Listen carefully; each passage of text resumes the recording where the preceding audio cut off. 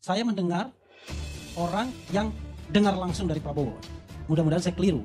Kalau dia ngomong nggak benar berarti saya salah. Tapi kan kita nggak bisa cek langsung. Dia mengatakan saya ketemu dengan Prabowo sendiri di luar negeri.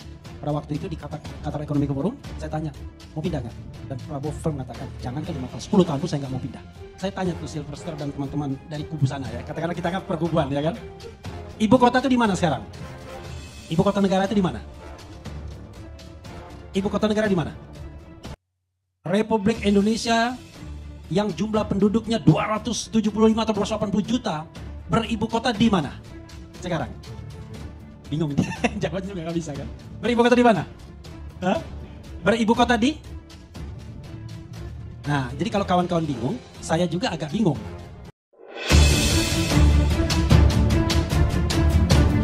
Nah, saya membayangkan apa bisa ya tahun depan, dan saya pada waktu itu sudah pesimis kita akan pindah.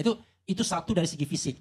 Tapi kan kalau Refli Harun ngomong fisik kan itu bukan ekspertis saya ya kan. Karena itu saya ingin bicara tentang aspek-aspek hukum tata negaranya. And then mulainya adalah the question is, saya tanya tuh Silverster dan teman-teman dari kubu sana ya. Katakanlah kita kan perkubuan ya kan. Ibu kota itu di mana sekarang? Ibu kota negara itu di mana? Ibu kota negara di mana? Republik Indonesia yang jumlah penduduknya 275 atau 280 juta beribu kota di mana? Sekarang. Bingung jawabnya juga nggak bisa kan? Beribu kota di mana? Hah? Beribu kota di? Nah, jadi kalau kawan-kawan bingung, saya juga agak bingung. Tetapi saya bisa mengatakan ibu kotanya hampir tidak jelas. Hampir tidak jelas. Kenapa saya katakan hampir tidak jelas? Begini. Undang-undang tentang IKN itu ditandatangani pada tanggal 15 Februari 2022. Oke? Dan seharusnya itu menandai perpindahan karena ibu kota itu sudah berpindah. Tapi dalam kebiasaan undang-undang itu selalu ada pasal peralihan. Pasal peralihannya 2 kurang lebih.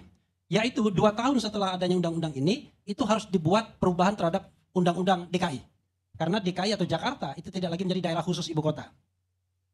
Ya, saya belum ngomong. Karena saya nggak setuju DKJ, karena saya menganggap masih DKI akhirnya. Ya, nah, dan undang-undang itu walaupun terlambat, ada sudah. Oke? Tetapi di dalam itu ada juga yang namanya peralihan. Perpindahan itu officially kalau dikeluarkannya Kepres, keputusan presiden. Dan unfortunately, Kepresnya nggak jelas kapan harus dikeluarkan oleh seorang presiden. Nggak ada batas waktu. Maka saya spill yang kedua. Ini kan kalau hadis itu ada perawihnya. Saya mendengar orang yang dengar langsung dari Prabowo. Mudah-mudahan saya keliru. Kalau dia ngomong nggak benar berarti saya salah. Tapi kan kita nggak bisa cek langsung. Dia mengatakan saya ketemu dengan Prabowo sendiri di luar negeri. Pada waktu itu di Qatar Economic Forum. Saya tanya, mau pindah nggak? Dan Prabowo firm mengatakan, jangan ke 5 tahun, 10 tahun pun saya nggak mau pindah. Bayangkan. Itu yang dia dapatkan langsung dari Prabowo. Nah, politik itu kawan-kawan semua, panggung depan dan panggung belakang. Jadi kawan dari Jokowi mania bicara panggung depan. Tapi Prabowo itu jangan lupa, jenderalnya tidak lebih lama dibandingkan dia menjadi ketua umum partai politik. Jenderalnya kan cuma berapa tahun. Tapi ketum partai politik sudah puluhan tahun dia. Jadi dia he's a politician juga. Ya. Oke. Karena itu saya mengatakan ya harus ada kepastian di mana sesungguhnya ibu kota itu. Kalau kita pakai kepastiannya di undang-undang IKN sendiri, saya mengatakan bahwa ibu kota masih di Jakarta. Oke? Tapi kalau saya menggunakan undang-undang DKJ, sudah tidak di Jakarta. Maka nanti Prabowo bingung, saya harus dilantik di mana? Karena ada beberapa ketentuan di dalam konstitusi dan dalam undang-undang, segala sesuatunya harus di ibu kota negara. Ibu kota negara itu kalau pindah ya pindah juga. Sekarang pertanyaannya, 20 Oktober nanti, menurut Silverster dan teman-teman sana, Prabowo sebaiknya dilantik di mana? Ya itu saya sepakat ya mengenai undang-undang DKI. Jangan dulu, jangan sepakat dulu. Saya kan belum selesai. Dilantik di mana? Ya karena di sana belum ada gedung DPR MPR Bang. Ya. Kemungkinan besar di gedung MPR DPR Senayan Jakarta. Oke, sekarang saya tanya. Yang namanya MPR itu harus bersidang di ibu kota negara. Sidang MPR itu untuk melantik presiden dan wakil presiden. Artinya presiden dan wakil presiden harus dilantik di ibu kota negara. Balik lagi pertanyaan saya, ibu kota negaranya di mana sekarang? Bolak-balik. Apakah di Nusantara, apakah di Jakarta? Karena itu, saya mengatakan ya, harus ada kepastian ke depan. Tadi ada ibu-ibu yang datang ke saya, dia tidak setuju kalau ibu kota pindah. Saya bilang begini, Kalau tidak setuju ibu kota pindah, datang ke Mahkamah Konstitusi saja, minta judicial review. Salah satunya adalah dalil tentang kepastian hukum, ya, legal certainty. Karena sekarang ada ketidakpastian hukum. Antoni Budiawan misalnya mengatakan, kalau dikatakan bahwa ibu kota itu tetap di Jakarta, kenapa harus ada kepala otorita ibu kota? Otorita ibu kota itu menyerap anggaran, ada gaji, ada fasilitas dan lain sebagainya. Berarti ilegal dia. Karena secara de jure belum menjadi ibu kota. Kenapa ada otorita ibu kota? Jadi kita bolak-balik nanti. Karena itu pastikan. Nah, kalau kita pastikan, maka saya kok agak sedikit yakin, optimis. Tapi optimisnya berbeda dengan beliau. Kalau saya optimis, ibu kota ini nggak akan pindah. Tetapi apakah kemudian IKN akan mangkrak atau tidak? Mungkin saja tidak. Tetapi pembangunannya akan berlangsung secara gradual. Gradual. Tapi dia tidak pernah menjadi ibu kota. Kenapa begitu? Saya ingat waktu saya ngobrol dengan Profesor Zulfikar, salah satu ahli perkotaan, ya, ahli perencanaan dari Nanyang University Singapura. Dia mengatakan begini, saya bukan tidak setuju perpindahan ibu kota. Tetapi memindahkan ibu kota itu nggak kayak begini. Menurut ilmu yang dia punya. Harus gradual. Kita tidak hanya bicara tentang infrastruktur fisik, tapi juga social infrastructure. Secara fisik saja belum selesai itu barang. Kalau pakai istilah Bahlil kan barang dia bilang kan. Secara fisik saja belum selesai itu barang. Ya kan? Apalagi secara sosial. Saya membayangkan tidur yang masih baru dari Greenfield, Brownfield, gedung. Itu masih banyak nyamuknya pasti. Karena bau manusianya udah mulai agak berkurang. Maksudnya masih kurang. Nah karena itu menurut saya, membangun itu tidak begitu harusnya. Nah yang kedua, ketika DPR kemudian menerima undang-undang tentang IKN, saya nggak habis pikir, anggota DPR-nya nggak ngitung apa. Karena kalau Anda membuat undang-undang, artinya Anda firm pindah. Kan begitu. Sementara ketika undang-undang itu diundangkan, bentuk fisiknya aja belum ada. Bayangkan, kok bisa memindahkan ibu kota dengan undang-undang tapi fisiknya saja baru mau dimulai. 2 years ago, 2 tahun yang lalu. Kan aneh bin ajaib. Harusnya ini barangnya sudah ada, lalu dimintakan menjadi ibu kota. Bagaimana dengan proses pembangunannya? Kan bisa dimajukan dalam RAPBN. Tanpa harus kemudian ada undang-undang ibu kotanya, cukup disampaikan bahwa kami ada rencana untuk membuat ibu kota baru, karena itu kami ajukan RAPBN-nya. Sepanjang itu disetujui oleh DPR, selesai. Bangun ibu kota, tapi tidak dikatakan sebagai ibu kota. Tetapi persiapan pemindahan ibu kota. Jadi dibangun sosial infrastrukturnya dan lain sebagainya, sehingga ketika kota itu berkembang dan siap, baik secara fisik maupun non-fisik, maka disitulah perpindahan kota dilakukan. Itu baru mulus. Kan ada beberapa negara yang berusaha membangun ibu kota, akhirnya nggak jadi. Salah satunya negara di Afrika. Dia bangun ibu kota, jadi ibu kotanya jadi kota hantu. Kenapa? Karena orang nggak mau pindah. Kira-kira beliau bertiga ini mau pindah nggak ke ibu kota yang baru? Saya terus terang saya nggak mau pindah, karena makin jauh dari Palembang. Saya lebih setuju kalau jembatan Selat Sunda yang dibangun cepat langsung mobilitas saya. Itu satu aspek yang lain. Nah aspek berikutnya yang ingin saya bahas, dan ini ngeri-ngeri sedap, ya. Aspek ini mohon maaf nih sama teman-teman yang pro, ya. Saya mengatakan The King of Java Surrender, menyerah. Jadi judulnya Raja Jawa menyerah. Gak main-main ini. Karena kata Bahlil sekali lagi, gak bisa main-main tuh sama barang itu katanya. Ya, gak bisa, hati-hati kita sama The King of Java atau Java King. Tapi untuk ibu kota Raja Jawa menyerah. Sama menyerahnya dia soal satu partai politik. Sama menyerahnya dia soal RUU Pilkada. Sama menyerahnya dia soal putra mahkota harus bisa datang ke KPK.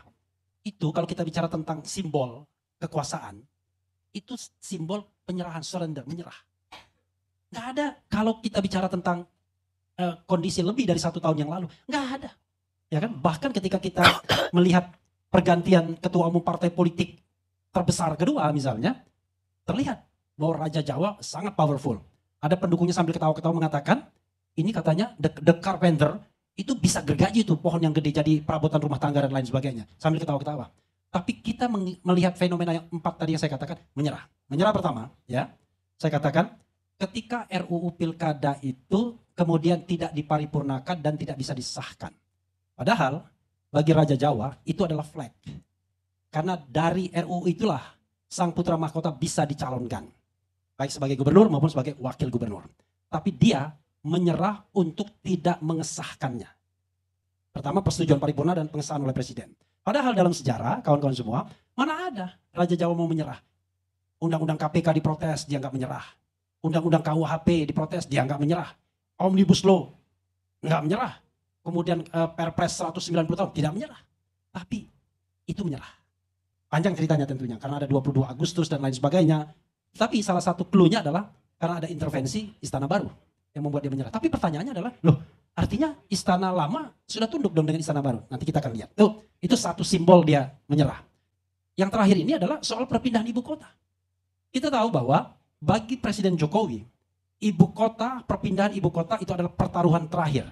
Ya, ini the last battle bagi termin dari presidensial termnya.